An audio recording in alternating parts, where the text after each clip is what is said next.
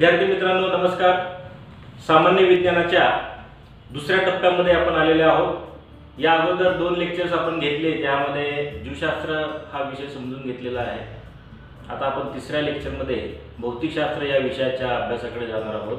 हा अभ्यास आपल्याला PSI, STI, ASO आणि तलाट्यासाठी सुद्धा उपयुक्त ठरणार आहे आणि सर्व परीक्षेचा बेस म्हणून याचा तुम्हाला फायदा होणार आहे। विज्ञानाच्या बाबतीमध्ये आपण ऑलरेडी बोललेले आहोत बघा की विज्ञानाचा अभ्यास इतका सोपा आहे की त्याच्या शब्दामध्येच अर्थ लपलेला आहे। तो अर्थ आपण काढून मोकळा केला की आपल्याला तो विषय उलगडतो आणि समजतो। पाठांतर हे खूप कमी करायचं असतं कारण आपल्याला त्या संकल्पना समजणं अपेक्षित आहे। एक गोष्ट आली की दुसरी जमतेच त्या पद्धतीने। तर मित्रांनो, भौतिकशास्त्र या विषयाच्या अभ्यासातलं पहिलं प्रकरण आहे ते म्हणजे भौतिकशास्त्राच्या संदर्भातल्या व्याख्या, बेसिक संकल्पना समजून घेणे। तर या संकल्पना समजून घेण्यासाठी आपण आता सुरुवात करूया।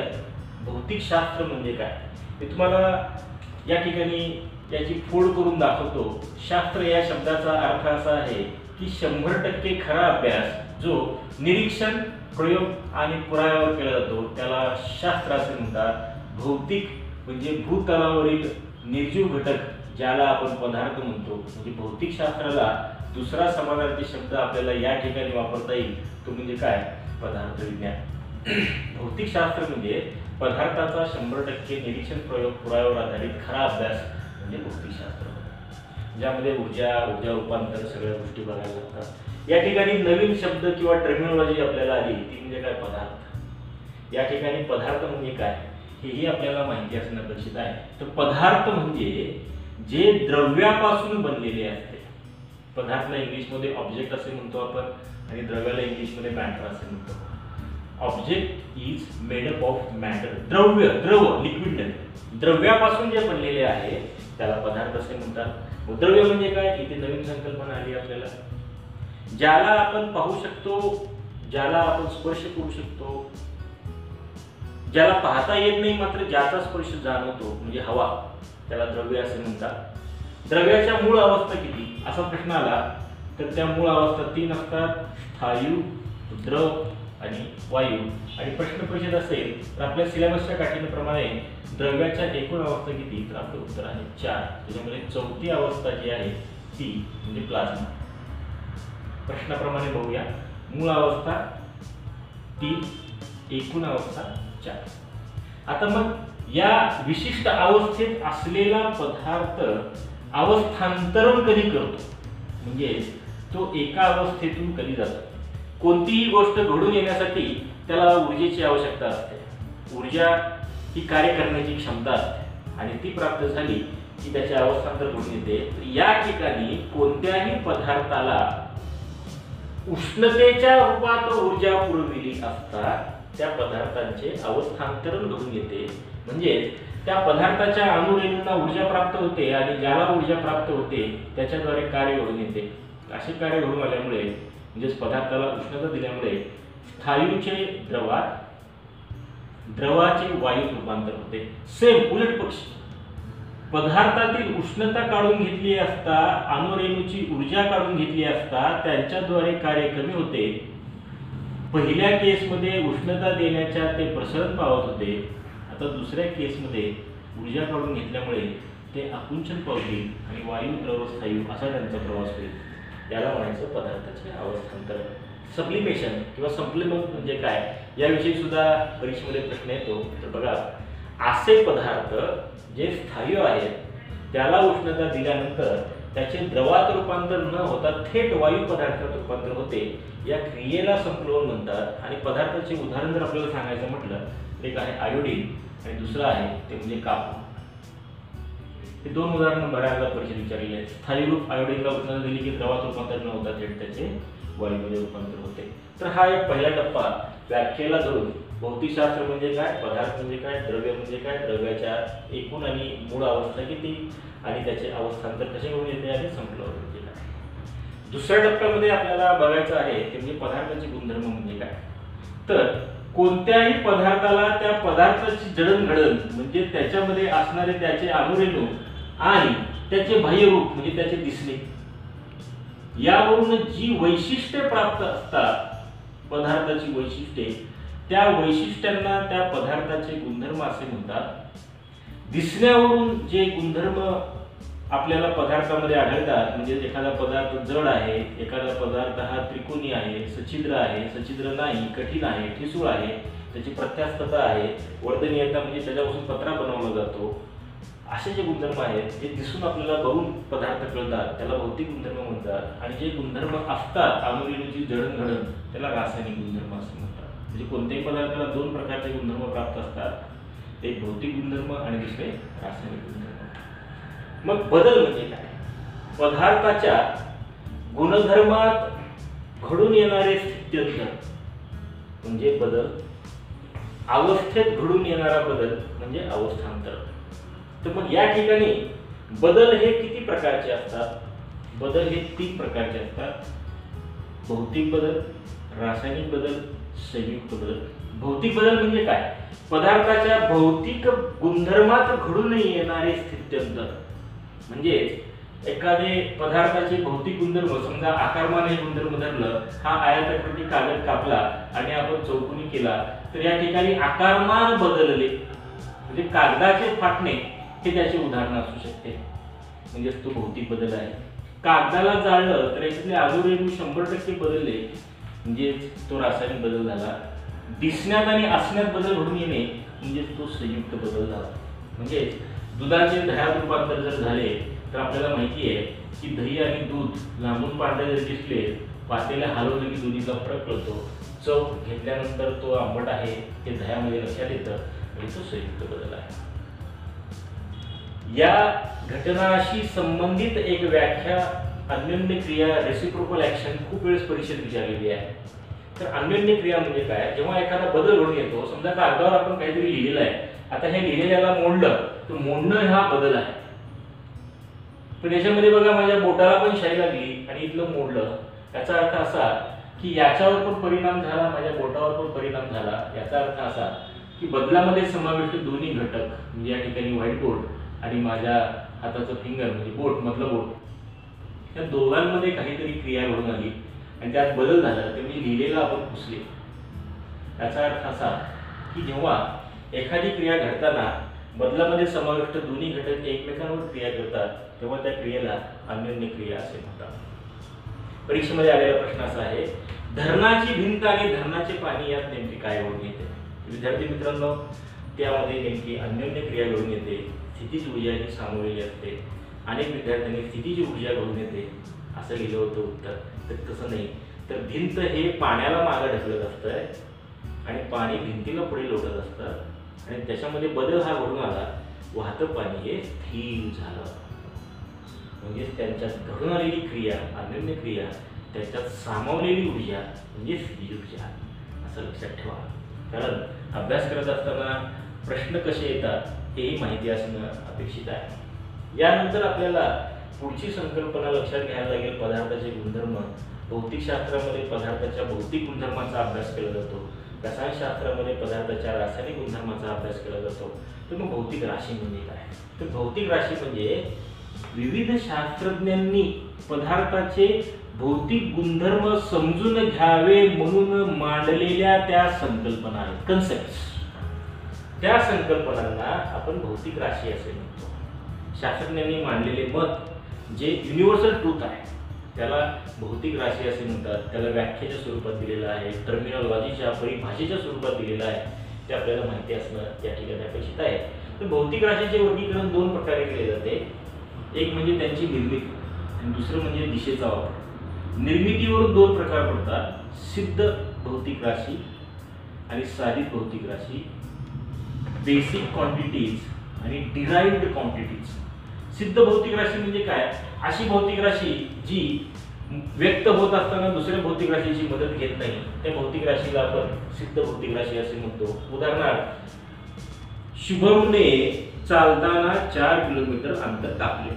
आता अंतरला म्हणजे किलोमीटरला दुसऱ्या कुठल्याही संकल्पनेचा आधार घ्यावा लागत नाही, म्हणून अंतर कापणे, गती किंवा गती ही जी संकल्पना आहे ती सिद्ध भौतिक राशी आहे. शुभम एका ठिकाणाहून दुसऱ्या ठिकाणी जात असताना त्याचा चालण्याचा वेग 4 किलोमीटर प्रति तास होता. म्हणजे किलोमीटरला तासाची मदत घ्यावी लागली त्याचा वेग सांगण्यासाठी। याचा अर्थ असा, एकाला दुसऱ्याची मदत घ्यावी लागली म्हणजे ती सिद्ध पासून तयार झालेली आहे, म्हणून ती साधित भौतिक राशी आहे। तर हा फरक आपल्याला पुढे शिकताना लक्षात येणारच आहे, सिद्ध कोण साधित कोण ते आपण बघूया।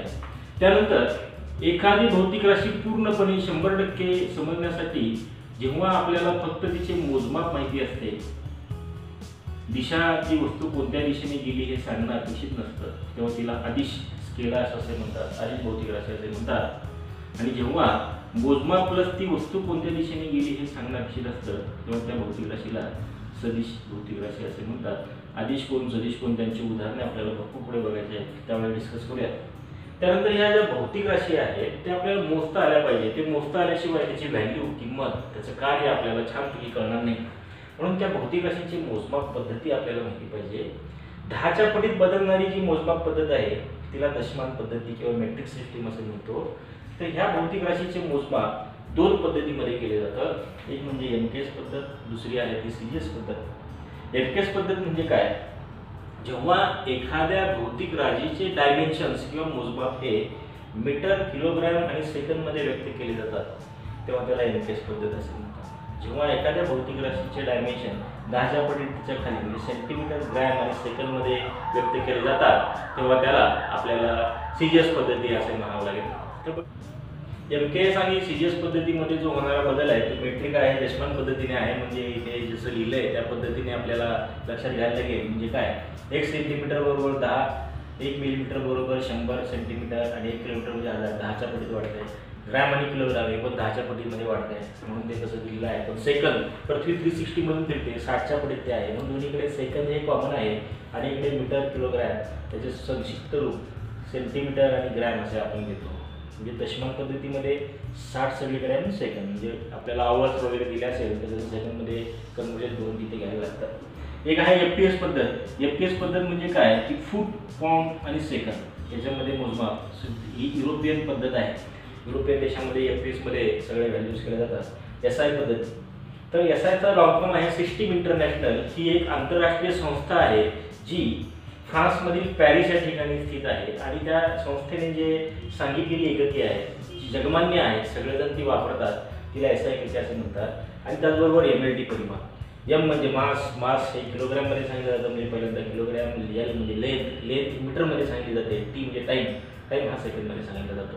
हे सगळं आपल्याला हे सगळं समजून घेण्यासाठी महत्त्वाचं आहे आणि हा आपला भौतिकशास्त्राचा अभ्यासाचा अंक पहिला आहे। आता आपण जाऊयात दुसऱ्या अंकाकडे।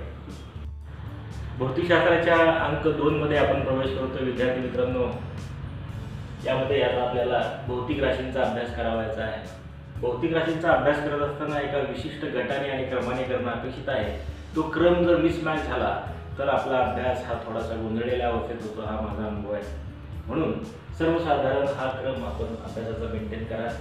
मी जे काही सांगेन त्याच्यामध्ये ॲडिशनसाठी पहिला टॉपिक असो, अंक पहिला असो, ना दुसरा असो, ना कोणतेही विषय असो, नेहमीसाठी लक्षात ठेवा, वारंवार माझ्याकडून ते बोलणं होणार नाही। ते म्हणजे काय की 12वी पर्यंतची स्टेट बोर्डची पुस्तकं आणि 12वी पर्यंतची एनसीईआरटीची जी पुस्तकं आहेत त्यातून याच्याशिवायचा कंटेंट ॲड करणं अपेक्षित आहे। पण तो कधी, हे सगळं समजून घेतल्यानंतर मार्केटमधल्या बुक्सकडे जाच, पण ती पुस्तकं रिव्हिजनसाठी वापरा, ती पुस्तकं ॲडिशनसाठी वापरा।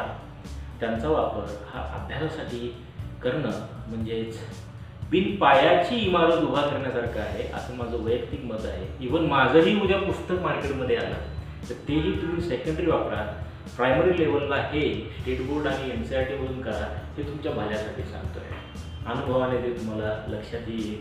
तर भौतिक राशींच्या अभ्यासामध्ये पहिला ग्रुप जे आपण अभ्यासणार आहात त्यामध्ये आकारमान, वस्तुमान, ज्याला आपण काही जण वजन असेही म्हणतो, आणि जडत्व, या तिघांचा समावेश होतो। आकारमान म्हणजे व्हॉल्यूम, व्हॉल्यूम म्हणजे बघा मराठीमध्ये अर्थ याच्यामध्ये आपल्या लक्षात येतो, तो एखाद्या वस्तूचा मानलेला आकार आहे। एखादी वस्तू ही त्रिकोणी आहे, चौकोनी आहे, गोल आहे, म्हणजे याला त्रिकोण मानलंय, याला चौकोन मानलंय, याला गोल मानलंय। तर आकारमान म्हणजे काय, कोणत्याही वस्तूने हवेत व्यापलेल्या जागेस त्या वस्तूचे आकारमान असे म्हणतात। आणि या एकक इथून पुढे भौतिकशास्त्रात लक्षात ठेवा, एकक या शब्दाचा अर्थ आहे ते म्हणजे त्या वस्तूचे मला मोजमाप माहिती आहे, तर तिचे डायमेन्शन्स माहिती आहेत। एकक आकारमान म्हणजे काय, तर तुम्हाला त्याचं हे त्रिकोणाचं पूर्ण लांबी रुंदी सगळं माहिती आहे, तिन्ही बाजू माहिती आहे। याच्यामध्ये साठलेला जो द्रव्य संचय आहे, या द्रव्य संचयाला म्हणजेच अणू किंवा रेणूच्या संख्येला त्या वस्तूचे वस्तुमान असे म्हणतात।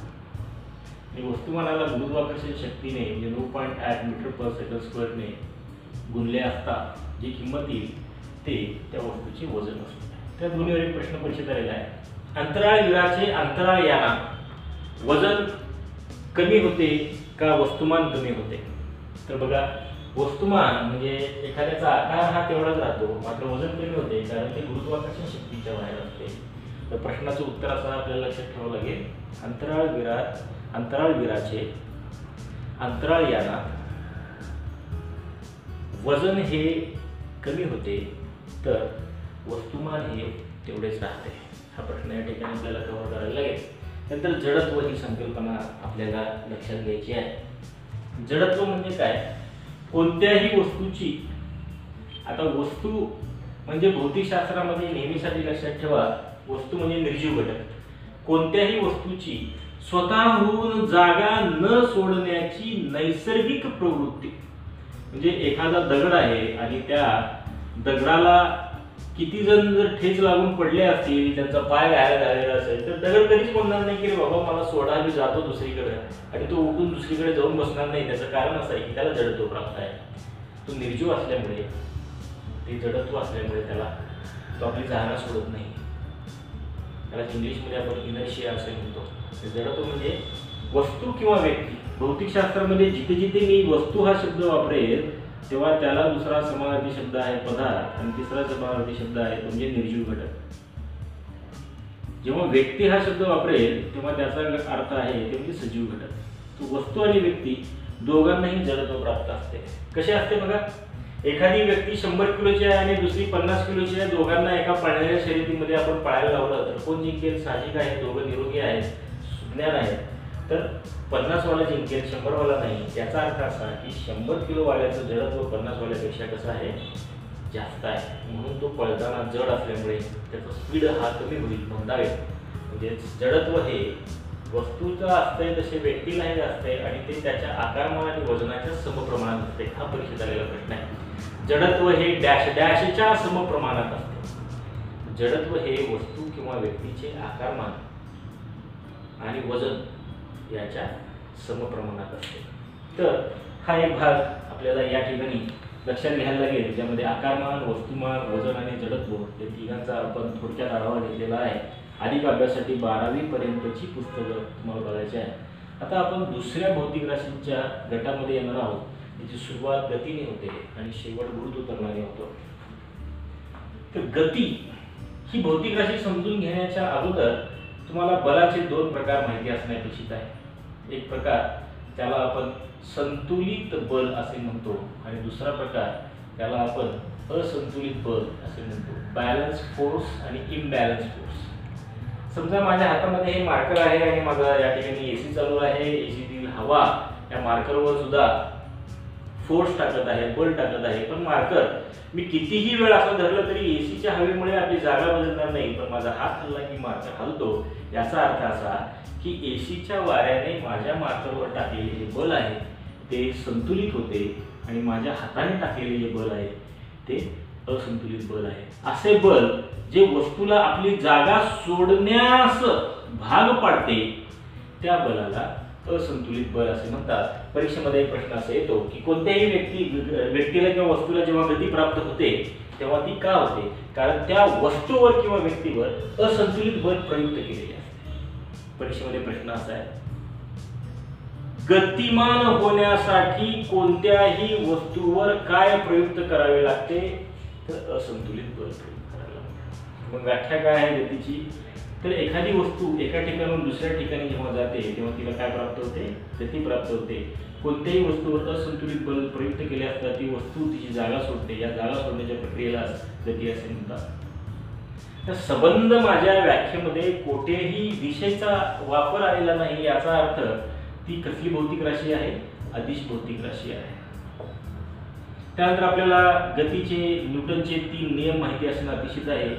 3 नियम पहिला, दुसरा, तिसरा कशाशी संबंधित आहे असं परीक्षेत सगळ्यात जवळपास विचारण्यात आलेला आहे. तर पहिला हा जडत्वाशी संबंधित आहे, दुसरा नियम हा संवेगाशी संबंधित आहे, तिसरा नियम हा क्रिया आणि प्रतिक्रियेशी संबंधित आहे. तर जडत्व म्हणजे काय ऑलरेडी आपण बघितलंय, कोणत्याही वस्तूने आपली जागा न सोडणे. ती वस्तू जागा का सोडत नाही? कारण तिला स्वतःचा आकारमान आहे, वजन आहे. कधी जागा सोडेल? तिच्यावर असंतुलित बल प्रयुक्त केले तर. हे न्यूटन ज्या नियमात सांगतो त्याला जडत्वाचा नियम असे म्हणतात. संवेग म्हणजे काय? नावातच आहे, वेगासह आणखीन काहीतरी लक्षात घ्या. ते म्हणजे काय? जे वस्तू जर असंतुलित बल प्रयुक्त केलं तर जागा सोडते, नाही केलं तर ती तिथेच असते, कारण तिला जडत्व प्राप्त आहे. पहिला नियम, एखाद्या वस्तूमध्ये निर्माण होणारा संवेग. आता आपण लक्षात घेतो संवेग म्हणजे काय? नावातच आहे, वेगासह आणखीन काहीतरी लक्षात घ्या. वेग आणि वस्तुमान याच्या गुणाकाराचा आपण संवेग असं म्हणतो. समजा एक मोठी वस्तू आहे आणि एक छोटी वस्तू आहे, तर कोणामध्ये संवेग निर्माण करायला बल जास्त प्रयोग करावे लागेल? नक्कीच मोठ्या वस्तूच्या. लहान वस्तूला संवेग निर्माण करायला बल कमी प्रयुक्त करावे लागेल. असं नियम ज्या नियमामध्ये न्यूटन सांगतो त्याला न्यूटनचा गतिविषयक दुसरा नियम असे म्हणतात, त्याला संवेग असे आपण म्हणतो. क्रिया आणि प्रतिक्रिया. एखाद्याच्या गालावर हळूवार मारलं तर दोघांनाही छान वाटेल आणि जोरात मारलं तर दोघांनाही जोरात लागेल. याचा अर्थ असा, क्रियाबल आणि प्रतिक्रियाबल यांचे मूल्य मोजमाप सारखे असते, मात्र दिशा ह्या परस्पर विरोधी असतात. 3 नियम लक्षात ठेवायचे. जागा न सोडणे किंवा बल प्रयुक्त केल्यानंतर जागा सोडणे जडत्व. मोठ्या वस्तूला तिचं वेग बदलण्यासाठी बल जास्त टाकावे लागेल, छोट्या वस्तूचा वेग बदलण्यासाठी बल कमी टाकावे लागेल. म्हणजे त्यांच्यात निर्माण होणारा संवेग बदलायचा असेल तर ते बल आणि बलाची दिशा याच्यानुसार बदलेल. दुसरा नियम, मोजमाप हे सारखे मात्र दिशा विरोधी. हा तिसरा नियम. तर गतीच्या बाबतीत ही गोष्ट लक्षात घ्यायला लागते. गतीची व्याख्या, तिच्यामध्ये दिशा या शब्दाचा आपण उल्लेख केला तर ती विस्थापन बनते. म्हणजे बघा, कोणत्याही वस्तूवर असंतुलित बल प्रयुक्त केले असता ती वस्तू जर विशिष्ट दिशेने अंतर कापत असेल तर त्या अंतर कापण्याच्या क्रियेला विस्थापन असे म्हणतात. दिशा शब्द आहे म्हणजे ही कसली भौतिक राशी आहे? विस्थापन, डिस्प्लेसमेंट. ही कसली भौतिक राशी आहे? सदिश. गती म्हणजे मोशन. सदिश आणि अदिश दोन्हीतला हा फरक आहे, बाकी काही फरक नाही.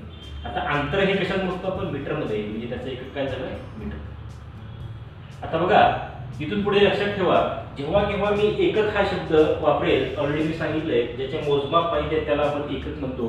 तर एकक या शब्दाचा अर्थ आहे व्याख्येमध्ये किंवा ट्रिक म्हणून भागाकाराची रेषा. त्याच्यानंतर उच्चारलेला शब्द छेदात लिहायचा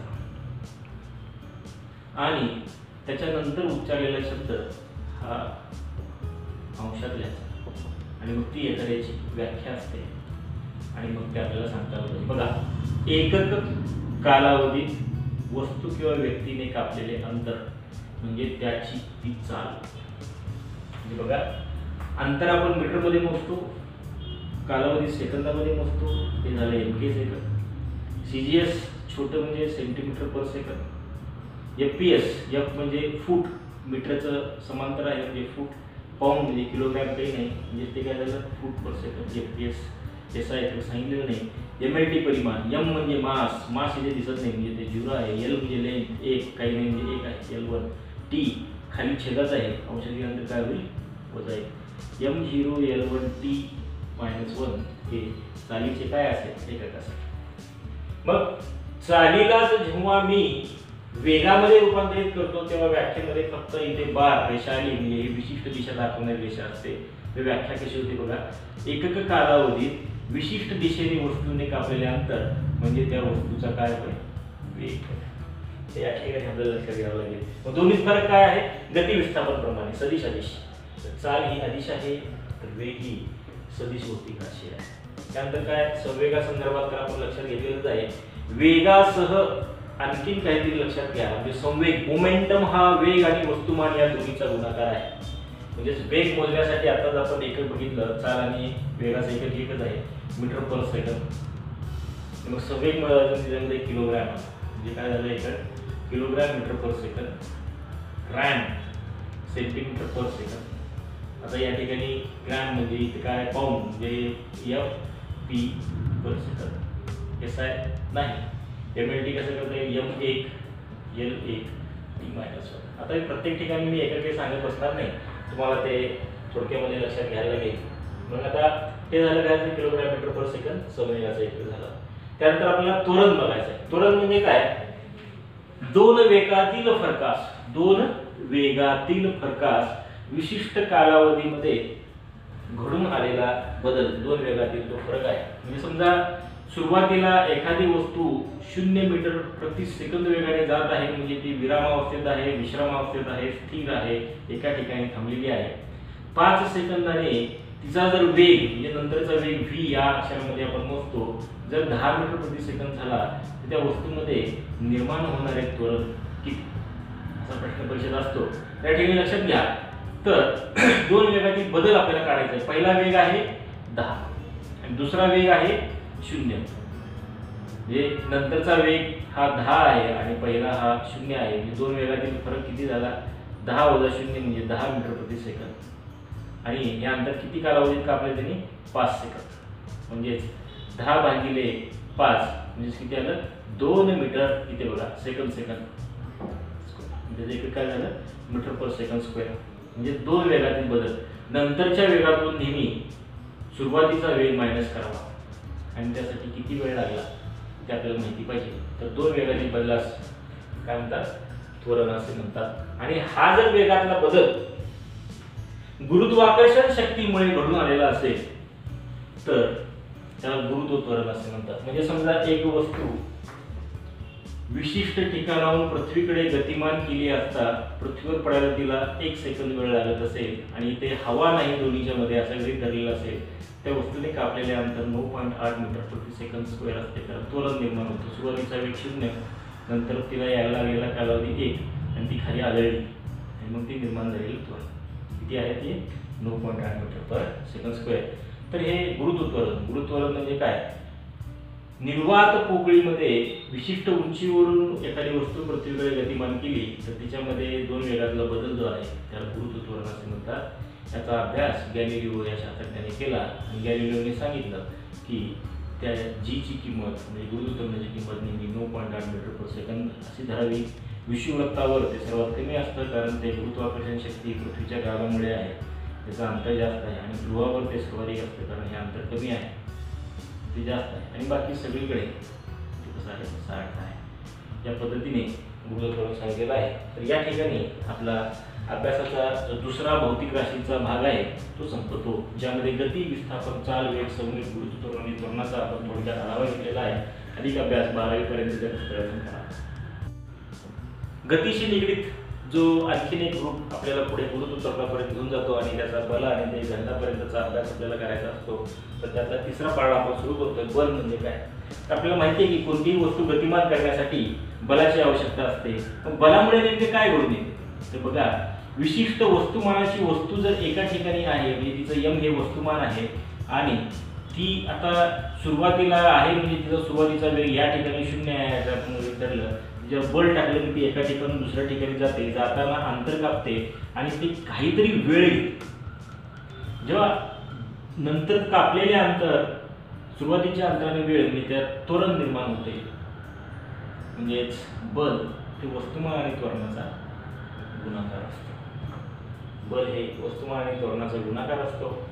तर किलोग्रॅम मध्ये वस्तुमान मोजतात, त्वरण मीटर पर सेकंद मध्ये मोजतात। तर हे झालं MKS, CGS gram centimetre per second square. आता इथे आपल्याला एफपीएस करायचं म्हटलं तर हे काय आहे, इथे फूट आहे, म्हणजे इथं फूट या ठिकाणी पाऊंड पर सेकंद स्क्वेअर असं आपल्याला करायला लागेल। आणि मग त्याच्यानंतर आपल्याला माहित आहे याला एसआय एकक आहे, ते म्हणजे न्यूटन। हे एसआय मधलं एमकेएस म्हणजे मोठं दशमान पद्धतीतलं आणि छोटा आहे ते म्हणजे टाइम। एसआय मधलं सीजीएस हे टाइम आहे। परीक्षेमध्ये बऱ्याचदा प्रश्न विचारतात किती न्यूटन बरोबर किती टाइम, 10 चा 5 वाट आहे 1 न्यूटन बरोबर 10चा 5वा डाईन, मग एक डाईन बरोबर किती? 10चा वजा 5वा न्यूटन. असं लक्षात ठेवा. तरी आहे बल भौतिक राशी. आता बलाचा विस्तार कार्यात झालेला आहे. तर म्हणजे कार्य म्हणजे काय? कोणत्याही वस्तूवर बल प्रयुक्त केले असता ती वस्तू विशिष्ट दिशेने अंतर कापते, कारण बलाच्या दिशेने जाते. विशिष्ट दिशेने अंतर कापणे त्याला आपण काय म्हणतो? विस्थापन. बल आणि विस्थापनाचा गुणाकार म्हणजे काय? बल कशामध्ये मोजतात? न्यूटन मध्ये. अंतर विशिष्ट दिशेने कापलेलं अंतर कशामध्ये मोजतात? मीटर मध्ये. हे पण एक एकक आपल्याला लिहिता येईल. बरोबर आहे, न्यूटन मीटर. चला आपण हे वरच्या ह्याच्यात करायचं म्हटलं तर बलाचे एकक काय आहे? किलोग्रॅम मीटर पर सेकंड स्क्वेअर, आणि मग परत विस्थापन मीटर म्हणजे किलोग्रॅम मीटर स्क्वेअर पर सेकंड स्क्वेअर. आणि ते मग SI युनिट आहे ते म्हणजे काय? MKS मध्ये आहे ते म्हणजे जूल. 1 जूल बरोबर किती आहे? 10चा 7वा अर्ध. मग 1 अर्ध बरोबर किती? 10चा वजा 7वा जूल. ते रूपांतरण आपल्याला माहिती पाहिजे. हे म्हणजे काय? बल आणि बलाच्या दिशेने ती वस्तू गतिमान होणे म्हणजे विस्थापन. तर दोन्हीचा गुणाकार म्हणजे कार्य असते. ऊर्जा खूप सोपं आहे. कार्य करण्याच्या क्षमतेला ऊर्जा असे म्हणतात. कार्य करण्याची क्षमता ही ऊर्जा असते. म्हणजे एक व्यक्ती एका दिवसामध्ये 10 पोते एका ठिकाणाहून दुसऱ्या ठिकाणी उचलून टाकतो, दुसरी व्यक्ती ही 100 पोते एका दिवसात उचलून टाकते. याचा अर्थ असा, दुसऱ्या व्यक्तीमध्ये कार्य करण्याची क्षमता जास्त आहे म्हणजे त्याची ऊर्जा जास्त आहे. आलं ऊर्जा. आता ऊर्जेला एकक असणार नाही. जे एकक कार्याचे ते एकक ऊर्जेचे, कारण ती फक्त कॅपॅसिटी सांगणारी भौतिक राशी आहे म्हणजे जूल आणि अर्ध. त्याचबरोबर उष्णतेतली जर ऊर्जा मोजायची असेल तर किलो कॅलरी आणि कॅलरी तिची एकके आहे. त्यानंतर ऊर्जेचे प्रकार आपल्याला माहिती पाहिजे. एक असते गतिज ऊर्जा, पोटेन्शियल एनर्जी, एक असते स्थितिज ऊर्जा, त्याला पोटेन्शियल एनर्जी असे म्हणतो. गतिज ऊर्जा म्हणजे कायनेटिक एनर्जी, आणि असते यांत्रिक ऊर्जा. असे ऊर्जेचे एकूण किती प्रकार असतात? 3. स्थितिज ऊर्जा म्हणजे काय? पोटेन्शियल एनर्जी म्हणजे काय? जर विशिष्ट उंचीवर एखाद्या विशिष्ट वजनाची वस्तू विशिष्ट उंचीवर जर टांगली असेल तर तिच्यावर गुरुत्वाकर्षण शक्ती कार्य करते. म्हणजे P=mgh. म्हणजे विशिष्ट उंचीवर एखादी वस्तू ठेवली, तिचं वस्तुमान माहिती आहे, गुरुत्वाकर्षण शक्तीची किंमत 9.8 मीटर पर सेकंद असते. तितकी तिच्यामध्ये काय असते? पोटेन्शियल एनर्जी असते, स्थितिज ऊर्जा असते.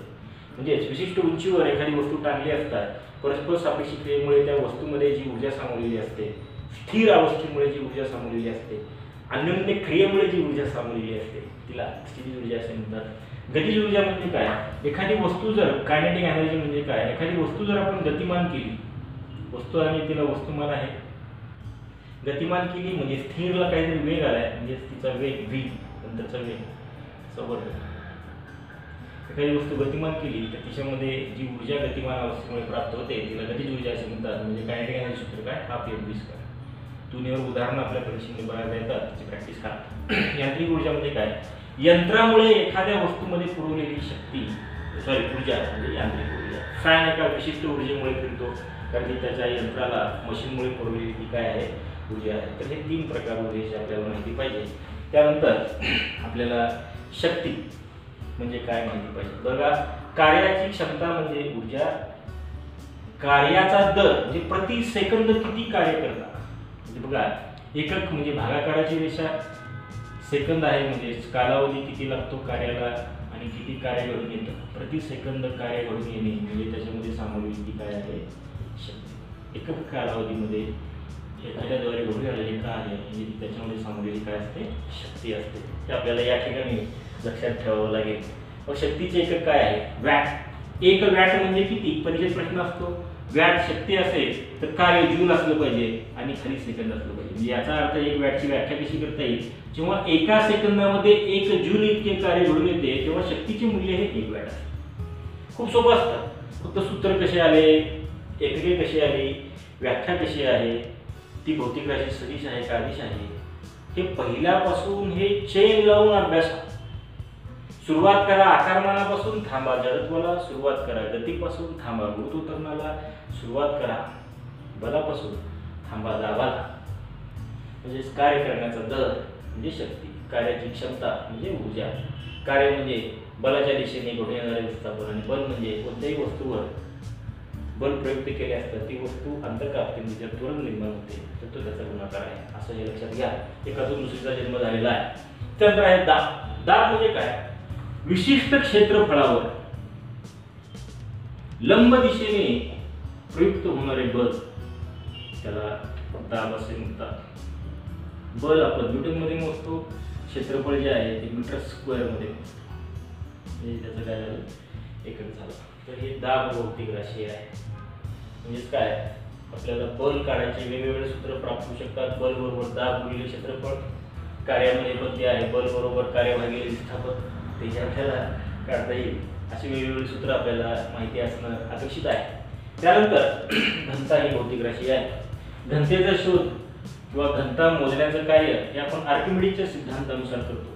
आर्किमिडीजला त्याच्या राजाने, ग्रीस देशातला तो एक वैज्ञानिक होता, त्याच्या राजाने एक सुवर्ण मुकुट बनवून घेतलं होतं आणि त्या सुवर्ण मुकुटाची शुद्धता कारागीर हा त्याचा जवळ घेतला नव्हता, तपासायची होती. त्यासाठी वापरलेलं सोनं किंवा हिरे हे ओरिजिनल आहे तर डुप्लिकेट आहे हे त्याला ओळखायचं होतं. आणि मग त्याने ऐलान केलं, जो कोणी माझ्या सोन्याच्या मुकुटाची शुद्धता सांगेल त्याला मी XYZ बक्षीस देईन. आणि ते चॅलेंज हे आर्किमिडीजनं स्वीकारलं आणि मग त्यांनी सांगितलं की मला ते सूत्र सापडलेलं आहे, युरेका युरेका युरेका. हा शोध त्याला लागला. युरेका म्हणजे मला सापडलं म्हणून तो टबमधून उठून डायरेक्ट राजाकडे गेला होता आणि त्यांनी सांगितलं की कोणताही पदार्थ कोणत्याही द्रवामध्ये अंशतः किंवा पूर्णतः बुडवत असतात. कशामध्ये? कोणत्याही द्रवामध्ये त्याचे वजन कमी होते. कोणाचे वजन कमी होते? त्या पदार्थाचे.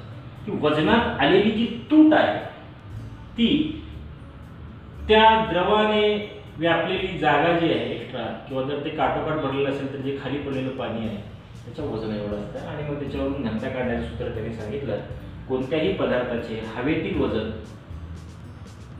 त्याचे पाण्यात किंवा द्रवात कमी झालेले वजन गुणिले त्या द्रवाची घनता. पाण्याची घनता ही एक मानण्यात आलेली आहे. पाण्यात जर बुडवलं असेल तर एक येईल. आपल्याला दोन गोष्टी करायला लागतील, हवेतील वजन आणि जी कमी झालेले वजन. घनतेचं सूत्र काय आहे? तर घनता ही व्हॉल्यूम मोजण्यासाठी MQ वापरतो, मीटर क्यूब हे त्याचं सूत्र असेल. आणि मग ते वजन आहे तर ते वजन आपल्याला माहिती असलं पाहिजे, पर मीटर क्यूब ते असणार आहे, किलोग्रॅम पर मीटर क्यूब. म्हणजे आपण जर म्हणतो हिऱ्याची घनता ही सर्वाधिक म्हणजे 3.5 ग्रॅम पर मीटर क्यूब आहे. म्हणजेच त्याचा जर आपण तुकडा घेतला तर 1 सेंटीमीटरचा जर त्याचा तुकडा आपण घेतला त्याचं वजन किती बघेल? 3.5 ग्रॅम बघेल.